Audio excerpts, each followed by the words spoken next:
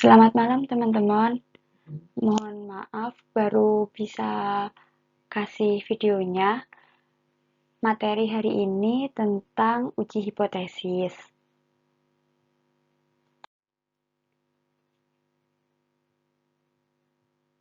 Nah, jadi uji hipotesis sendiri itu dibedain menjadi dua. Ada yang untuk rata-rata dan ada yang untuk proporsi. Terus dibedain juga berdasarkan populasinya. Ada satu populasi dan dua populasi. Jadi rata-rata ada satu populasi, dua populasi. Yang proporsi ada satu populasi dan dua populasi. Nah, untuk yang rata-rata, yang satu populasi ini dibagi lagi, ada yang sigma diketahui dan sigma tidak diketahui. Kalau yang dua populasi dibagi lagi saling bebas dan data berpasangan. Yang saling bebas dibagi lagi, ada sigma diketahui, tidak diketahui tapi diasumsikan sama, dan tidak diketahui diasumsikan beda gitu. Untuk yang proporsi satu populasi, dua populasi, udah nggak dibagi-bagi lagi.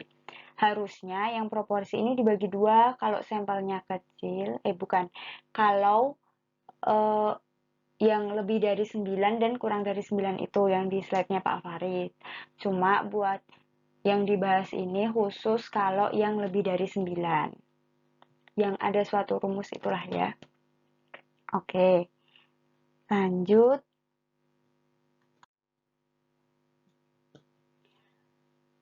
Nah, kalau tadi itu kan secara garis besar. Ini udah mulai ke uji-ujinya. Nah, teman-teman ingat yang pertemuan minggu lalu itu yang waktu penduga selang atau interval konfidensi itu kan ada dua macam ya, kalau sigma diketahui dan tidak diketahui. Kalau sigmanya diketahui atau ragam dari populasinya itu diketahui, dia pakainya Z-tabel kan. Nah, kalau di sini, kalau sigma diketahui kayak gitu, kita pakai uji Z, karena pakai Z-tabel. Nah, kalau nggak diketahui, kan kita pakai S tuh kemarin. Nah, kalau pakai S itu kan kita pakai tabel T. Nah, kalau gitu ujinya di sini juga namanya uji T, karena menggunakan T-tabel. Gitu. Jadi, kira-kira seperti ini. Yang satu populasi ini ada nilai tengah, terus dibagi lagi sigma kuadratnya diketahui atau nggak diketahui. Kalau diketahui pakai uji Z, kalau tidak diketahui pakai uji T. Lalu ini, mohon maaf salah, ini harusnya satu proporsi atau P, kita langsung pakai uji Z. Untuk yang dua populasi, data saling bebas sama berpasangan. Untuk yang berpasangan, kita cuma nguji rata-rata aja, yaitu mu, pakai uji T. Kalau dia saling bebas, kita nguji rata-rata, mu, dan proporsi atau P.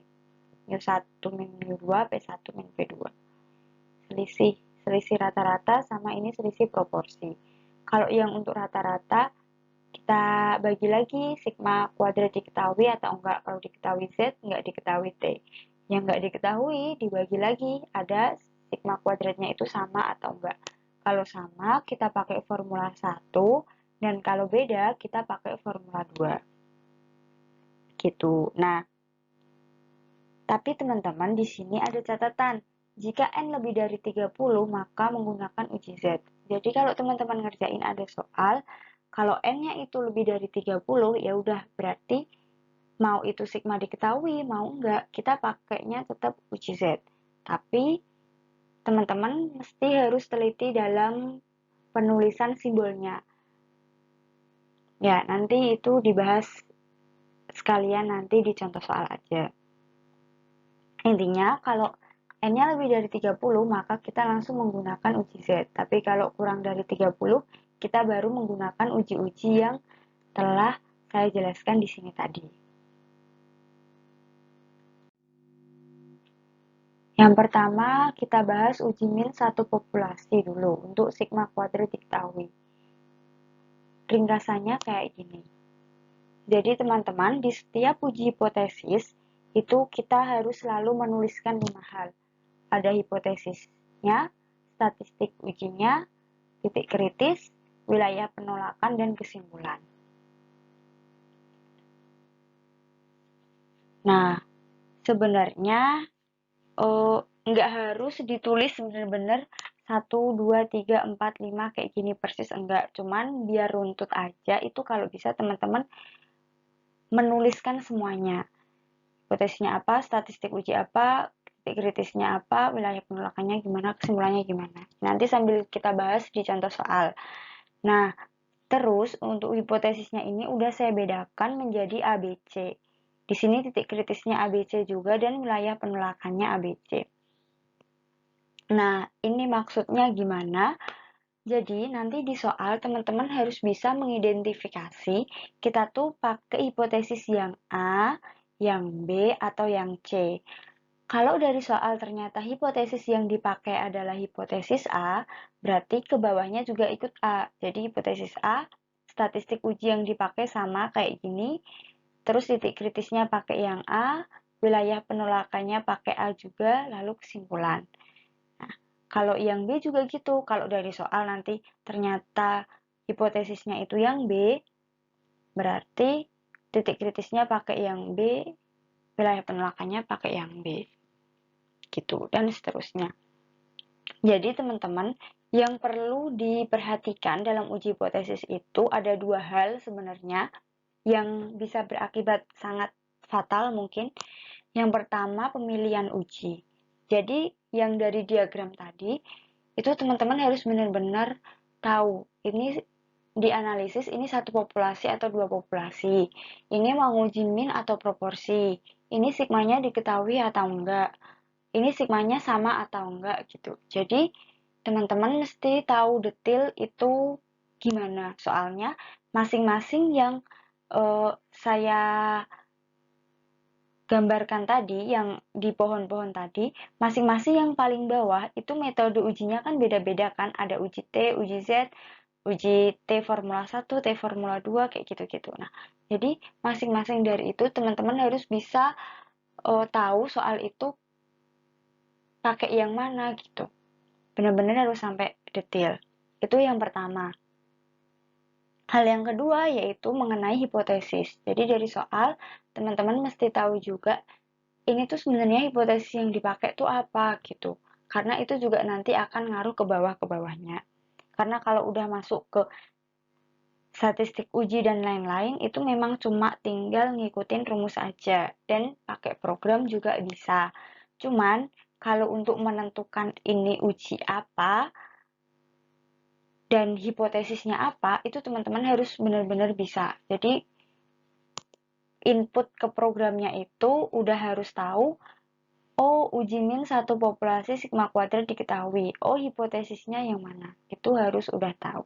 Itu ya teman-teman, ada dua hal itu yang penting, yang harus teman-teman ketahui. Oke, ini contohnya. PT Jaya Konveksi membuat suatu sistem produksi baru dengan harapan akan meminimalisir produk yang rusak. Perusahaan menginginkan bahwa tidak boleh ada lebih dari 10 unit yang rusak dalam sehari. Selama pengamatan 32 hari, ternyata rata-rata jumlah produk yang rusak adalah 9 unit, dengan simpangan baku sebesar 2 unit. Dengan menggunakan taraf signifikansi 1%, apakah target PT Jaya Konveksi tercapai? Nah, dari permasalahan ini, kita breakdown lebih dulu. Ini metode apa? Jadi di sini, ini kan dia tujuannya dulu. Tujuannya, apakah target PT Jaya Konveksi tercapai? Tercapainya itu apa? Tercapai jika ini tidak boleh ada lebih dari 10 unit yang rusak dalam sehari. Jadi kalau dalam sehari itu nggak ada 10 yang rusak, artinya 10 ke bawah yang rusak, itu berarti targetnya tercapai. Tapi kalau ternyata lebih dari 10 yang rusak, berarti targetnya tidak tercapai. Selama pengamatan 32 hari, selama pengamatan 32 hari, ternyata jumlah produk yang rusak 9. Nah, ini kan berarti cuma satu populasi aja. Ya, populasinya yaitu ya ini, pengamatan selama 30 hari aja gitu, nggak ada yang lain. Makanya ini termasuk satu populasi. Terus sigmanya diketahui atau enggak? Di sini dari pengamatan 32 hari itu rata-ratanya yang rusak 9 dan simpangan bakunya 2. Berarti kan simpangan baku ini adalah simpangan baku si miliknya pengamatan 32 hari kan? Berarti itu termasuk simpangan baku sampel. Gitu. Nah, tapi di sini pengamatannya 32 hari, 32 hari.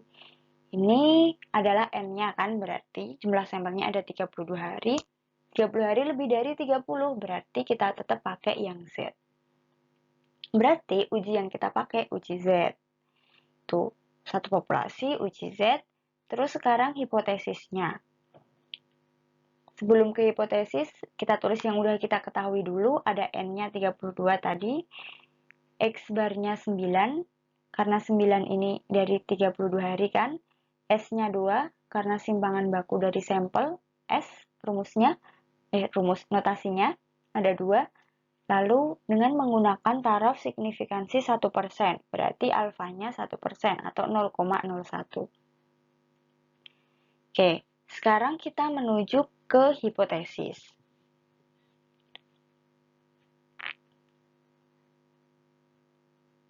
Tidak boleh ada lebih dari 10 unit. Berarti kan nggak boleh 10 unit. Berarti kan 10 ke bawah kan teman-teman. Kalau 10 ke bawah berarti kan notasinya kurang dari sama dengan 10. Ada sama dengannya kan, kurang dari sama dengan 10. Karena kalau tidak boleh ada lebih dari 10, berarti 10-nya tetap masih ikut. Yang nggak boleh kalau lebih, kalau 10 masih boleh gitu kan. Oke, berarti hipotesisnya itu kita pilih dari yang ini tadi. Nah, dari yang pertama ini kita pilih yang kurang dari. Ternyata yang kurang dari. Nah, jadi kita milih hipotesisnya itu ini udah sepasang teman-teman. Kita tinggal milih salah satu sesuai yang diketahui di soal. Tadi kan soalnya tidak lebih dari 10. Berarti kan tidak lebih dari 10. Berarti kan kurang dari sama dengan. Berarti kita cari yang kurang dari sama dengan. Ternyata yang B. Kurang dari sama dengan. Berarti sampai ke bawah nanti kita pakai hipotesis yang B gitu. Ya teman-teman. Oke, kita balik ke sini lagi.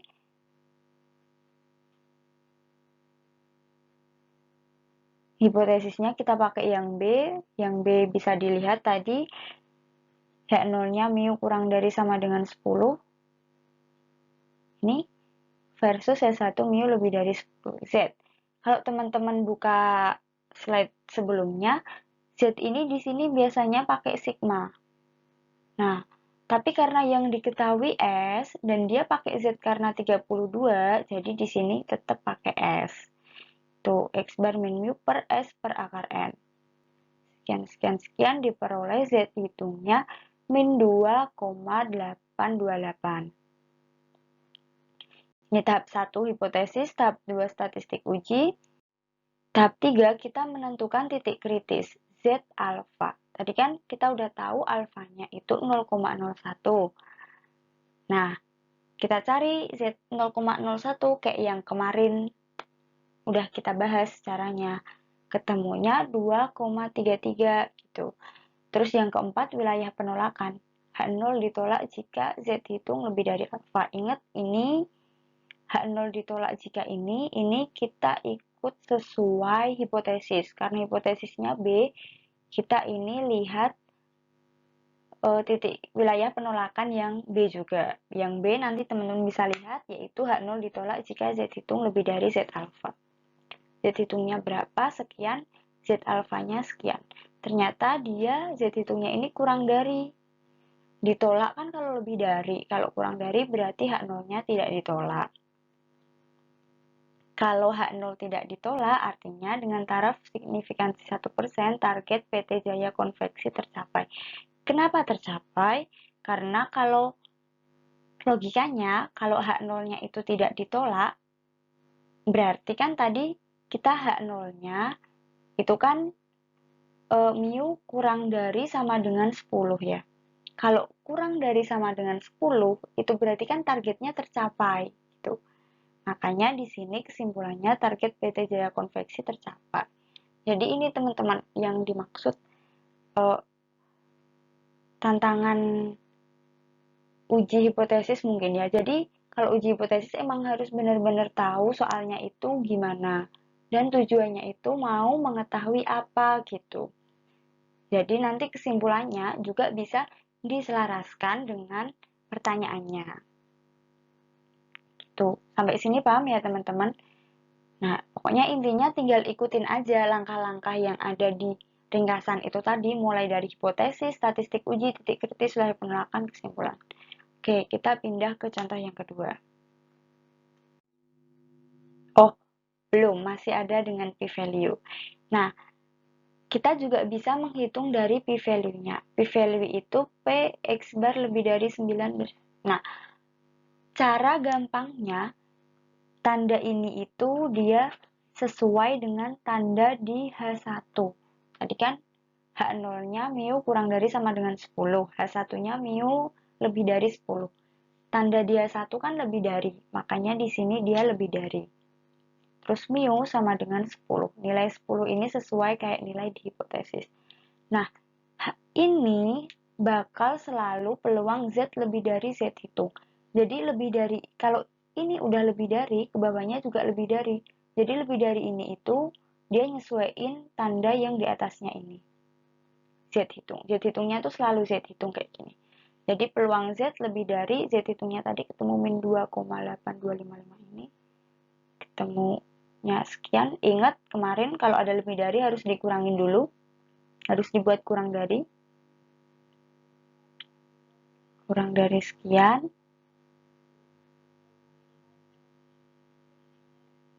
Nah, berarti jawabannya yaitu 0,9976. P-value-nya gitu. Terus teman-teman juga bisa ngambil kesimpulan dari p-value. Nah, kalau tadi itu kan kalau yang tadi itu kan tolak H0 jika ada 3 macam kan berdasarkan uji hipotesis untuk wilayah penolakan atau wilayah kritiknya. Nah, kalau untuk p-value itu selalu tolak H0 jika p-value kurang dari alfa. Ini dimanapun bakal selalu kayak gini. Tolak H0 jika p-value kurang dari alfa. P-value-nya tadi kita udah dapat ini 0,9976. Ini kan lebih dari alfa ya. 0, oh maaf, ini salah lagi. Ini harusnya 0,01 alfanya. Maka H0-nya tidak ditolak. Karena kalau ditolak itu harusnya kurang dari ini lebih dari. Sehingga target PT Jaya Konveksi tercapai dengan taraf nyata.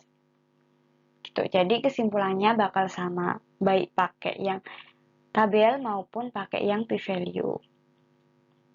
Oke. Nah, selanjutnya, uji rata-rata populasi sigma kuadratnya tidak diketahui. Ini kayak yang kemarin, berarti dia pakai dari contoh.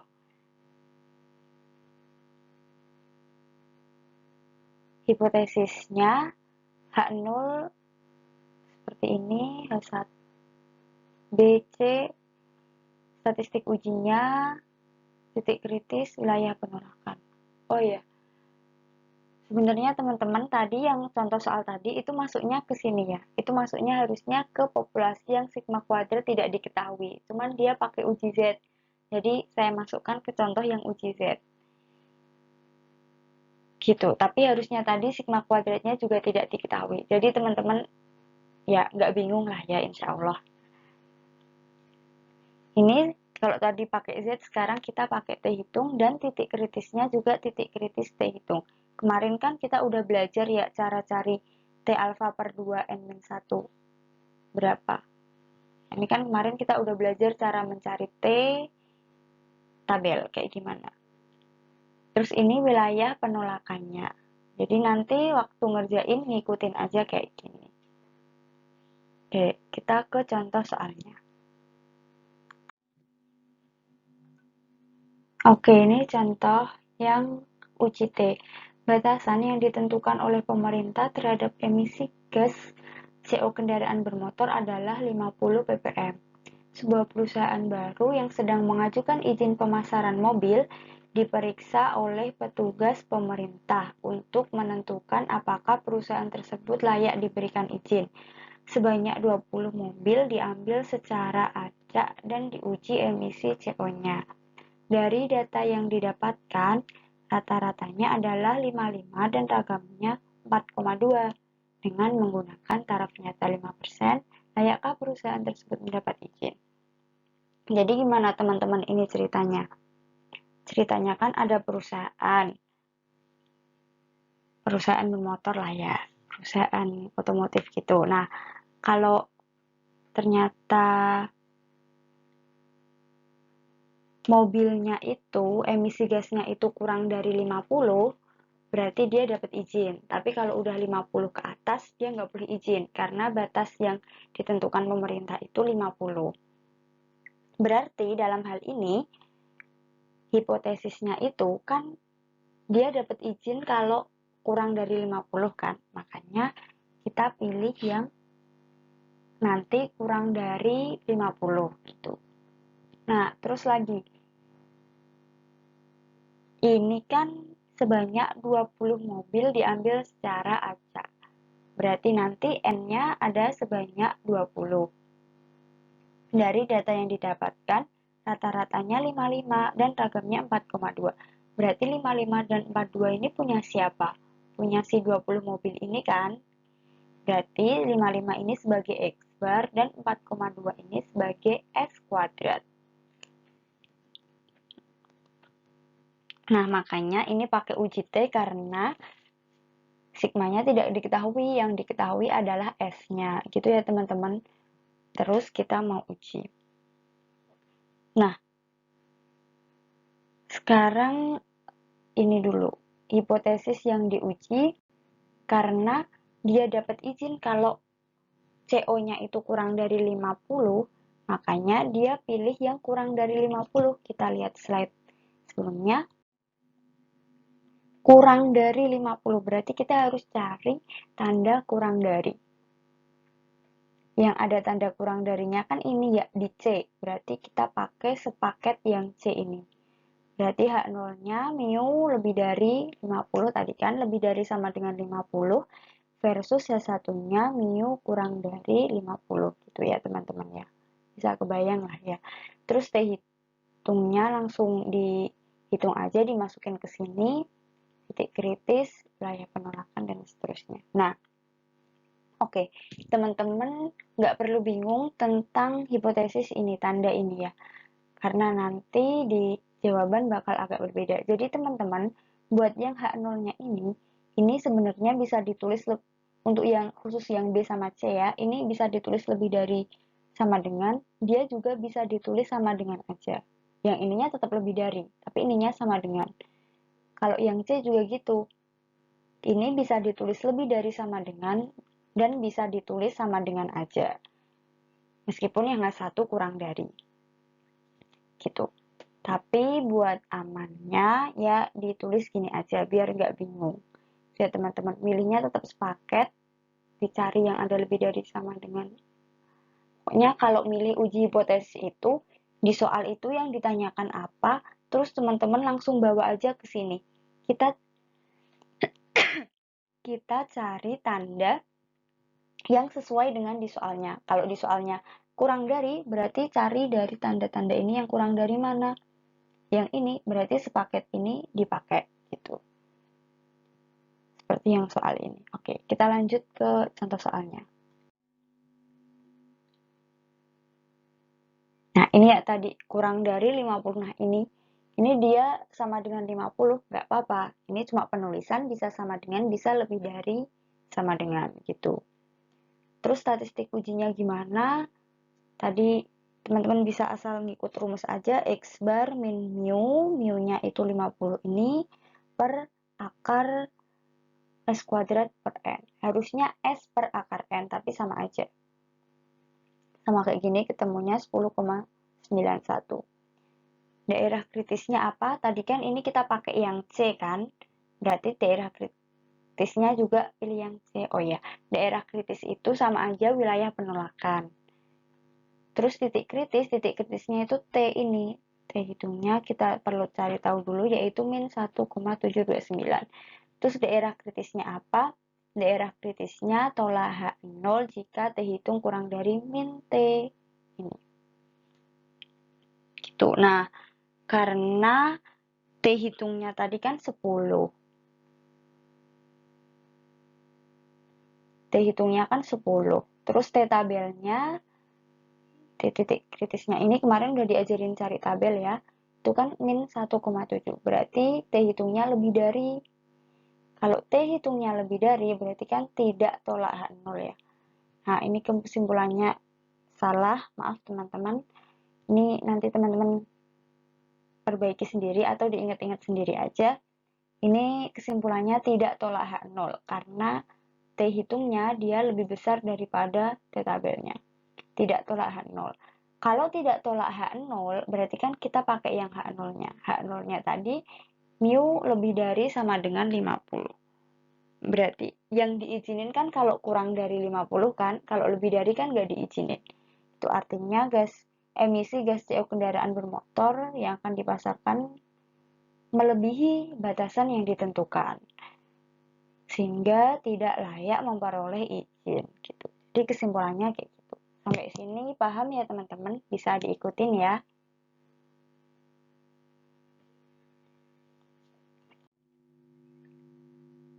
Oke, ini untuk latihan aja. Ada yang mengatakan bahwa jarak yang ditempuh sebuah mobil secara rata-rata kurang dari 20.000 km dalam 1 tahun. Untuk menguji pendapat ini, suatu contoh acak 100, pemilik mobil diminta mencatat kilometer yang ditempuhnya. Apakah Anda sependapat dengan pernyataan di atas jika contoh tersebut menghasilkan rata-rata sekian dan simpangan baku sekian? Nah, jadi teman-teman di sini itu intinya ada yang bilang kalau jarak tempuh mobil itu kurang dari 20.000 km. Dari sini aja kita udah tahu kalau nanti kita pilih hipotesis yang ada kurang darinya, gitu ya teman-teman. Untuk menguji contoh acak 100 pemilik mobil. 100 ini kan berarti N-nya ada 100. Kalau N-nya ada 100, kita nanti langsung pakai uji Z. Oke, karena N-nya besar. Apakah Anda sependapat dengan pernyataan di atas jika rata-ratanya sekian dan simpangan baku sekian? Meskipun pakai uji Z, tapi dalam penulisannya ini nanti tetap ditulis X bar dan ini tetap ditulis S, bukan sigma. Ya teman-teman, kayak contoh kita yang pertama tadi. Ini persis contoh kita yang pertama, tinggal dimasukin rumus-rumusnya aja. Nah, kalau nggak dikasih tahu tingkat signifikansi kayak gini, itu biasanya langsung 5%. Jadi kalau nggak ada dengan taraf nyata sekian, nggak diketahui kayak gitunya, berarti langsung diasumsikan 5%. Oke teman-teman, ini buat latihan teman-teman. Karena saya sendiri juga belum sempat mengerjakan, jadi mungkin beberapa hari lagi bakal saya kasih jawaban-jawaban latihan-latihannya ini. Tapi dalam bentuk file aja gitu, dalam bentuk PDF aja. Teman-teman nyoba sendiri dulu ya buat latihan juga. Oke. Sekarang kita masuk yang uji min 2 populasi sigmanya diketahui. Nah, pada intinya sama teman-teman. Jadi, intinya itu teman-teman mesti bisa cari tahu dia itu satu populasi atau dua populasi, sigma diketahui atau enggak. Terus hipotesisnya kita pilih A, B, atau C.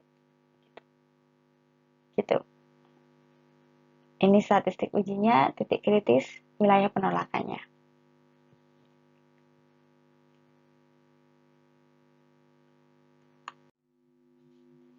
Ini yang tidak diketahui. Ini hipotesisnya statistik uji. Nah, kalau yang sigma tidak diketahui, itu harus diketahui dulu ragamnya itu sama enggak gitu. Kalau ragamnya sama, T hitungnya kayak gini, dia pakai S kuadrat gabungan, dan titik kritisnya dia V. Jadi derajat bebasnya itu V, V-nya itu kayak gini. Nah, teman-teman, ini nilai penolakannya. Terus, kalau uji min 2 populasi sigma kuadrat tidak diketahui dan ragamnya dianggap beda, T hitungnya sederhana, kayak gini aja. Tapi yang ribet V-nya. Nah, V-nya ribet kayak gini. Gitu ya, teman-teman. Nah, kita ke contoh soalnya aja. Dua buah perusahaan yang saling bersaing dalam industri kertas karton saling mengklaim bahwa produknya yang lebih baik, dalam artian lebih kuat menahan beban. Untuk mengetahui produk mana yang sebenarnya lebih baik, dilakukan pengambilan data masing-masing 10 lembar. Ini ada perusahaan A, B, ini data yang diperoleh. Ujilah karton produksi mana yang lebih kuat dengan asumsi ragam kedua populasi berbeda. Nah, taraf nyata 10%. Asumsi ragam kedua populasi berbeda. Terus di sini ditanya, ujilah karton produksi mana yang lebih kuat. Jadi kita harus cari A, B, lebih kuat yang mana. Oke.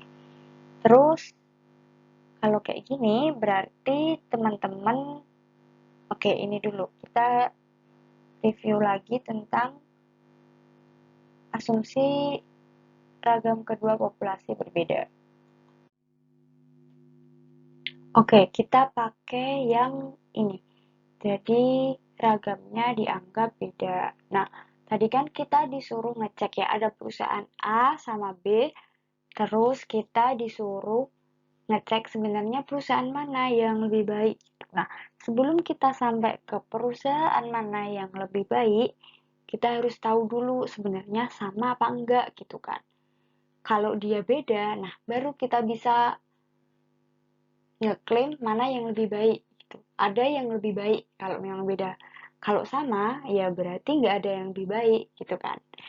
Nah, jadi kalau sama atau beda, berarti kan perusahaan A sama B itu sama apa enggak gitu kan.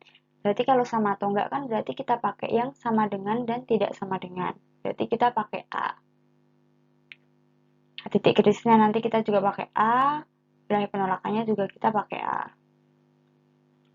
Terus ini teman-teman, X1 bar, X2 bar. Nah, tadi kan kita datanya dalam bentuk data ya, data mentah. Kalau sebelumnya itu kan kita udah dikasih tahu, diperoleh data dari 10 sampel diperoleh rata-ratanya sekian dan ragamnya sekian gitu. Jadi kita udah dikasih tuh ringkasan datanya. Nah, kalau ternyata yang dikasih itu data asli, berarti teman-teman harus cari yang diperlukan di T hitung ini. Ini kan ada X bar 1 sama X kuadrat 1. X bar 2, X kuadrat 2, M1, N2. Nah, teman-teman harus cari ini. Nah, inilah kenapa kemarin waktu kita bahas tentang cari standar deviasi, cari ragam, dan cari rata-rata, meskipun pakai Excel, teman-teman harus bisa, karena ini bakal membantu banget.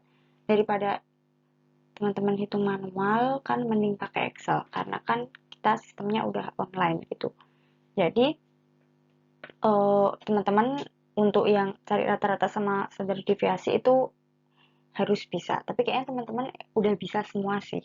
Nah, kayak gitu. Jadi kita cari tahu dulu tuh X bar satunya kita ringkas dapat berapa, X bar 2-nya dapat berapa, S1 kuadratnya berapa, S2 kuadratnya berapa, dan seterusnya. Oke. Kita tadi pakai A ya teman-teman, pakai A.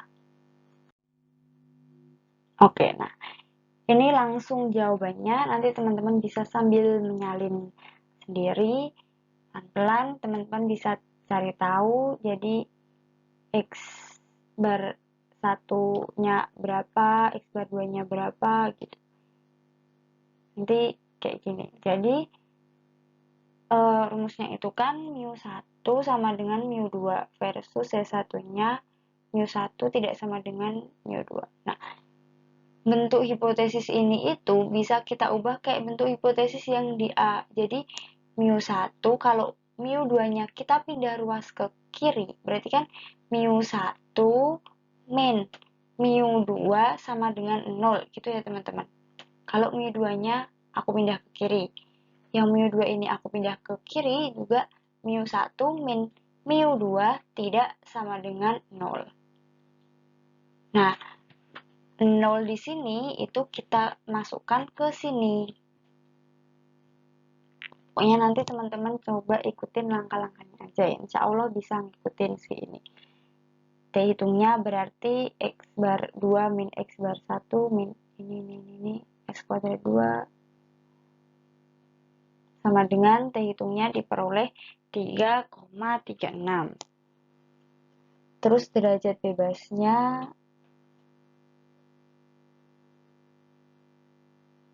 seperti ini dan diperoleh 17. Ya, ini ribet ngitung derajat bebasnya. Nah, terus titik kritisnya tolak H0 jika T hitung mutlak lebih dari ini. Nah, T tabelnya ini, titik kritisnya itu udah dapat 1,740. T hitungnya kita dapat 3,36. Berarti T hitung memang lebih besar daripada itu kan. Kalau lebih besar daripada T tabelnya ini berarti tolak H0. Kalau tolak H0 berarti kan yang kepake S1. Berarti beda. Kalau beda, kekuatan karton kedua perusahaan berbeda nyata.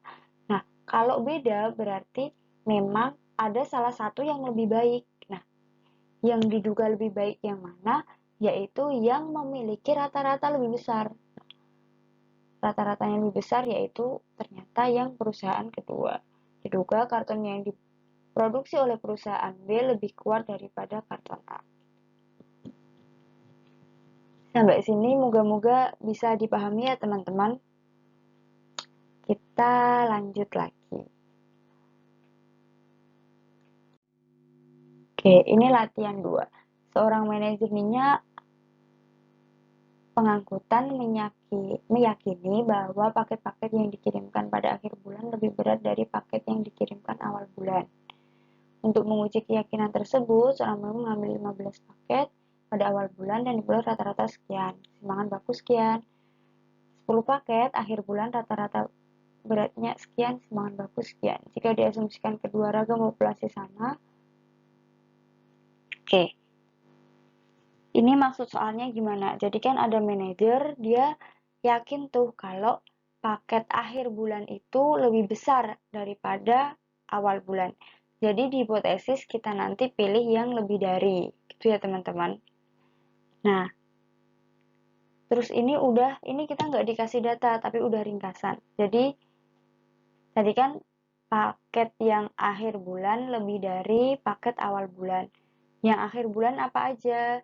Yang akhir bulan, berarti kita pilih yang lebih dari, yang akhir bulan ini jadi yang pertama, mu1, yang awal bulan jadi mu2. Berarti akhir bulan lebih berat dari awal bulan, berarti mu1 lebih berat, lebih besar dari mu2. Gitu. Nah, tadi yang akhir 1, yang awal 2 ya. Berarti untuk menguji penelitian 15 paket di awal, berarti 15 paket di awal, 15-nya ini apa? Berarti X2 kan? X bar 2. Ini 15 paket ini N2. Rata-ratanya 40, simbangan baku 6. Berarti 40 ini X bar 2, simbangan bakunya S2. Sedangkan sampel 10 paket yang dipilih akhir bulan rata-ratanya sekian. Jika diasumsikan ragam kedua populasi sama, dapatkah menyimpulkan? Berarti kita pakai rumus yang ragam kedua populasi sama. Gitu, tinggal ngikutin rumusnya aja. Oke, teman-teman. Sekarang kita lanjut ke uji min data berpasangan.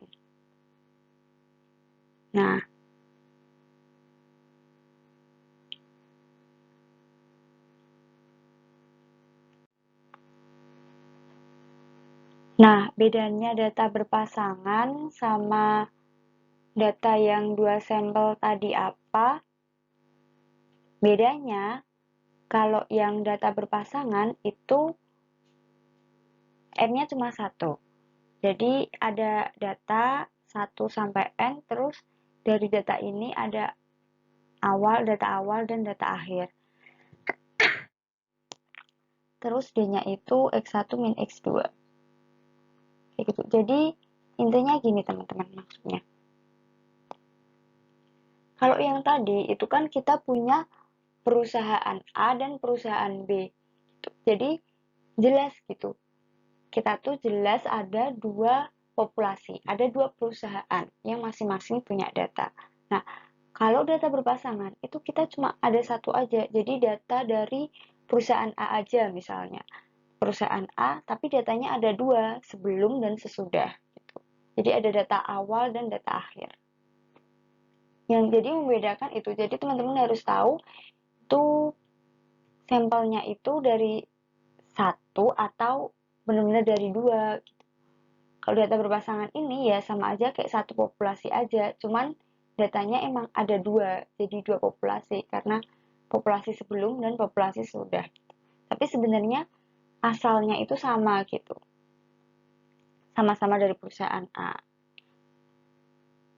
Gitu. Dan orangnya pun sama yang dikasih. Jadi satu orang terus diambil datanya 2 kali. Ya sama sih itu kayak satu perusahaan A itu diambil datanya di awal dan di akhir. Gitu. Nah, langkah-langkahnya yang pertama teman-teman harus cari selisihnya dulu. X1 min X2. Ini min ini jadi ini. Terus ini hipotesisnya, statistik uji, titik kritis, wilayah penolakan. Oke. Untuk hipotesisnya, ini tidak jauh berbeda dari yang satu populasi. Intinya kayak gini lah ya. Mu D itu, ya teman-teman ngikutin aja. Mu D itu rata-rata ini, D difference-nya, D selisihnya. Nah, statistik ujinya pakai T hitung D bar min 0 per SD per akar N. D bar ini rata-rata selisihnya. Ketika D ini udah dicari, terus dicari rata-ratanya. Itu jadi D bar. Terus setelah D-nya dicari, D-nya juga dicari standar deviasinya. Itu jadi SD. Nah, teman-teman, terus ini titik kritisnya, ini wilayah penolakannya. Kita langsung ke contoh aja. Suatu klub kesegaran jasmani ingin mengevaluasi program diet. Kemudian dipilih secara acak 10 orang anggotanya untuk mengikuti program diet tersebut selama 3 bulan. Data yang diambil adalah berat badan sebelum dan sesudah program diet. Ini berat badan sebelum diet dan sesudah diet. Terus caranya dikurangi kayak yang tadi kan. Apakah program diet tersebut dapat mengurangi berat badan minimal 5 kg? Berarti kan kalau 5 kg berarti kan selisih antara sebelum mengurangi berat badan. Berarti kan sebelum dan sesudah itu lebih minimal 5. Berarti selisih antara sebelum dan sesudah itu lebih dari 5. Ya enggak teman-teman? Jadi mengurangi berat badan minimal 5 kg. Berarti kan selisih antara berat badan sebelum dan berat badan sesudah itu minimal 5 gitu. Jadi D-nya ini tuh minimal 5. Minimal 5, berarti 5-nya ikut kan. Berarti kita pilih hipotesis yang lebih minimal 5. Berarti 5 ke atas. Berarti kita pilih uji hipotesis yang 5 ke atas, lebih dari sama dengan 5. Nah, ini. Yang lebih dari sama dengan 5. Yang lebih dari kan berarti ini ya, lebih dari sama dengan C. Berarti kita nanti pakai yang C. Delta nolnya ini kan tadi kan lebih dari sama dengan 5. berarti delta nolnya ini nanti 5. Kalau delta 05 berarti nanti di sini ini juga 5. Itu ya teman-teman. Kita ke contoh soal lagi. Oke, contoh soalnya seperti ini. Kita pilih yang D tadi lebih dari sama dengan 5 dan kurang dari 5. Kita cari D barnya. Nah, rata-rata D yang kita selisihin tadi, rata-ratanya 5,1. Terus ini standar deviasinya kita hitung juga sebanyak ini. Nah, ini apa? Kalau teman-teman udah pakai Excel, teman-teman ya nggak pakai ini nggak apa-apa. Jadi teman-teman tadi kan ada data awal, ada data akhir, terus ada selisih ya. Nah, selisihnya itu teman-teman langsung cari rata-ratanya dan standar deviasinya. Rata-ratanya itu jadi D bar dan standar deviasinya jadi SD. Gitu. Terus statistik ujinya tinggal ngikutin aja. Seperti ini ketemu hasil 0,25. Daerah kritisnya tolak A0 jika dihitung kurang dari ini. Ini daerah kritisnya ikut yang wilayah penolakannya C karena hipotesisnya pakai C. Dihitungnya 0,26. Min T tabelnya min 1,83. Nyatakan lebih besar kan ini? Karena lebih besar berarti tidak tolak A0. Kalau tidak tolak A0 berarti benar lebih minimal 5. Berarti program dietnya itu bisa mengurangi berat badan minimal 5. Suhu bukti bahwa program diet dapat mengurangi berat badan minimal 5. Oke, gitu ya teman-teman. Sampai sini bisa dipahami nggak? Moga-moga bisa. Oke, lanjut.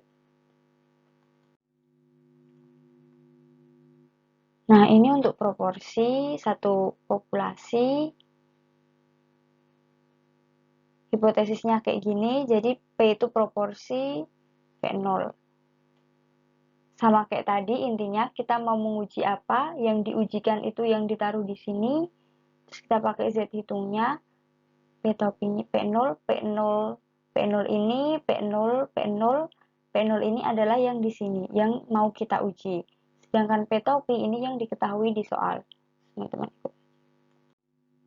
Ini ada latihannya. Seorang produsen mengklaim bahwa paling tidak 95% produknya bebas rusak. Mengklaim paling tidak 95%. Berarti 95% ini kan jadi P0 kan? 95% ini jadi P0. Paling tidak, berarti paling tidak 95, berarti 95 ke atas. Nah, pemeriksaan terhadap contoh acak dengan N600 menunjukkan bahwa 39 diantaranya rusak. Ini yang ditanya bebas rusak, dan ini yang diketahui rusak.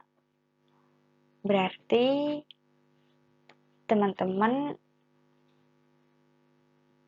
yang rusak ini, kalau 600-nya itu, kalau yang 39 ini rusak, berarti yang bebas rusak ada berapa? Berarti kan 600 dikurangi 39. Dibagi 600, itu jadi proporsinya. Tuh, itu jadi P topinya. Terus ini juga sama nanti. Coba teman-teman bacalah ya. Oke, terus ini uji proporsi untuk dua populasi. Hipotesisnya kayak gini, sama kayak yang rata-rata, ini Z hitungnya. Kayak gini. Oke.